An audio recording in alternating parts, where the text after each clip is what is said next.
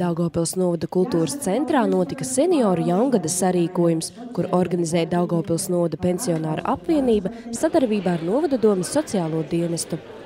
Līdzīgi kā citus gadus, seniori par paveikto gada laikā var justies gandarīti. Veiksmīgi ieviesusies skaistā tradīcija katram dzimtsarakstu nodaļā reģistrētam bērniņam dāvināt novada pensionāru adītās zeķītes. Tāpat aktīvie seniori piedalījušies konferencēs, pensionāru pēcpusdienās, radošajās darbnīcās, apmeklējuši koncertus un devušies vairākās ekskursijās apceļojot Latgali.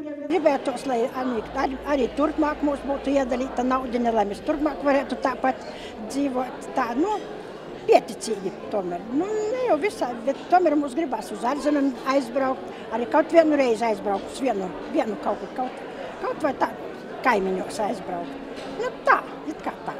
Kam jūs varētu teikt, teiksim, to lielāko paldies, kas jums palīdzēja? Lielāko paldies, protams, Daugavpils novadam pasaku, tāpēc, ka viņu naudiņa, mēs tikai braukājam ar viņu naudiņu, mums pašiem savas naudiņas nav, protams, mēs apmaksājam reizēm arī autobusu paši salasam, vai tur tās, kur izējas, kur mēs braucam ekskursijā, tur mēs paši apmaksājam, bet autobusu apmaksāja tieši mūsu novads. Paldies viņiem par šito visu, jā, paldies. Gribu novēlēt arī visiem laimīgu jauno gadu, lai viņš būtu bagātīgs, veselīgs, tāds starptautiski, nebūtu tāds kašķīgs vienkārši, lai visi draudzīgi dzīvotu. Draudzīgu gadu novēlēties jums visiem. Sociāli aktīvais Kalupes pagasta seniors Henriks Kīvlenīgs uzsver, ka nākamā gada janvāris iezīmēsies ar barikāžu atceres 25 gadu jubileju. Barikādas un cīņa par brīvību bija viņa liktenis un pienākums, ko vēlētos, lai novērtē arī jaunā paudze. Viss ir atkarīgs no pašiem, no pašu spēkiem, ko tavus rūcenis un galvenis būs sadomājuši, tavus rūcenis sastrodājuši, un tādā garā mēs arī dzīvosim. Ļoti skumīgi vienīgi tas, kad sakarā ar visu tū lielu brīvību ir tik daudz izbraukuši mūsu gaišāku protu, skaistāku Latviju meiteņu, brašu Latviju zēnu ir aizbraucis tik daudzi, ka tas ir ļoti skumīgi.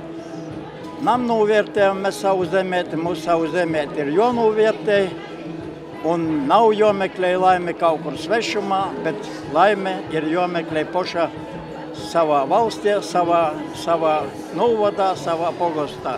Pasākuma laikā izskanēja vairāk kārtēji paldies gan novada domes, gan pagastu pārvalžu vadītājiem un sociālajiem darbiniekiem par atbalstu un transporta nodrošināšanu. Tāpat pateicības izskanēja pensionāra apvienības valdei un tās priekšsēdētāja Lidijai Skrindai.